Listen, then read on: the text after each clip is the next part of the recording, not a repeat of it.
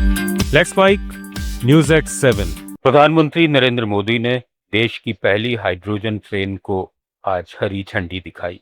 ये ट्रेन हरियाणा के जींद से सोनीपत के बीच चलेगी और इसके साथ भारत हाइड्रोजन से चलने वाली ट्रेन शुरू करने वाला दुनिया का 5वां देश बन गया है। पीएम मोदी ने कहा कि ये दुनिया की सबसे ताकतवर हाइड्रोजन ट्रेन है जिसे भारतीय इंजीनियरों ने डिजाइन और देश की कंपनी ने तैयार किया है। 10 कोच वाली ये ट्रेन 89 किलोमीटर का सफर करीब 2 घंटे में पूरा करेगी और 14 स्टेशनों के बीच 75 किलोमीटर प्रति घंटे की रफ्तार से चलेगी। हाइड्रोजन ट्रेन अभी अभी आई है, करीब 7-8 साल पहले ही अस्तित्व में आई है। अभी दुनिया के 3 या 4 देश ही हैं जिनके पास हाइड्रोजन ट्रेन चलाने का सामर्थ्य है, और जिन देशों में अभी ऐसी हाइड्रोजन ट्रेन भी चल भी रही है वहां बहुत शुरुआती दौर में है। लेकिन भारत की जो ये हाइड्रोजन ट्रेन है उसके सामर्थ्य के बारे में सुनकर आपको भी गर्व होगा, एक एक हिंदुस्तानी को गर्व होगा। इसके बाद पीएम मोदी ने चंडीगढ़ में कई विकास परियोजनाओं का उद्घाटन और शिलान्यास किया। पीएम ने 10 प्रोजेक्ट्स की शुरुआत करते हुए कहा कि चंडीगढ़ के विकास का फायदा हरियाणा, पंजाब और हिमाचल प्रदेश को भी मिलेगा। उन्होंने बताया कि चंडीगढ़ में नए एमबीबीएस कॉलेज को मंजूरी मिल चुकी है और जल्द ही पढ़ाई शुरू होगी। साथियों, बीते वर्षों में integrated command and control centre, smart traffic management, smart parking और डिजिटल गवर्नेंस चंडीगढ़ को हाईटेक बनाने के लिए ऐसे कितने ही प्रोजेक्ट्स पर काम हुआ है। 2,500 करोड़ से ज्यादा रुपए इस मिशन में खर्च हुए हैं।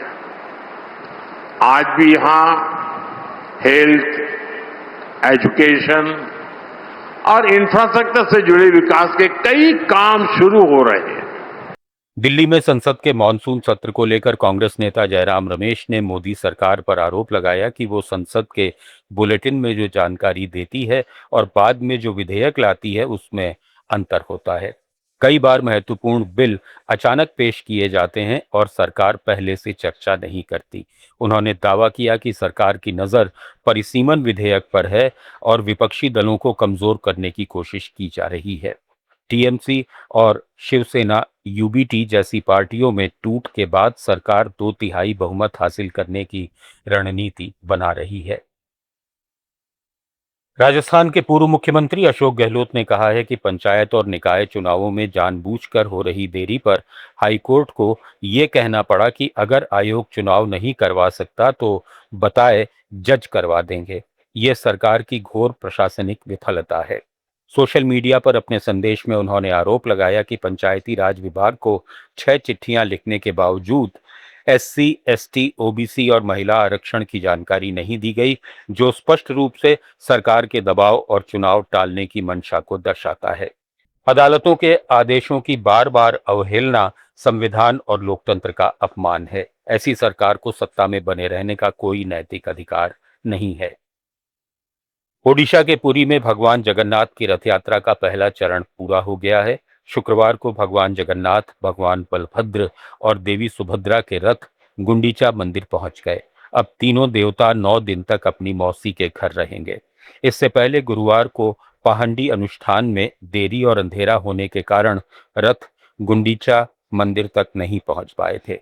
शुक्रवार को बारिश और उमस के बीच करीब 9 लाख श्रद्धालु ग्रैंड रोड पर जुटे और जय जगन्नाथ के जयघोष के साथ रथ खींचे। बारिश के कारण भगवान जगन्नाथ का पारंपरिक फूलों का मुकुट पहिया भी हटा दिया गया था। अब शनिवार को गुंडीचा मंदिर प्रवेश की रस्म पूरी की जाएगी। न्यूज एट 7 में फिलहाल इतना ही। जुड़े रहिए लेट्स माइक के साथ।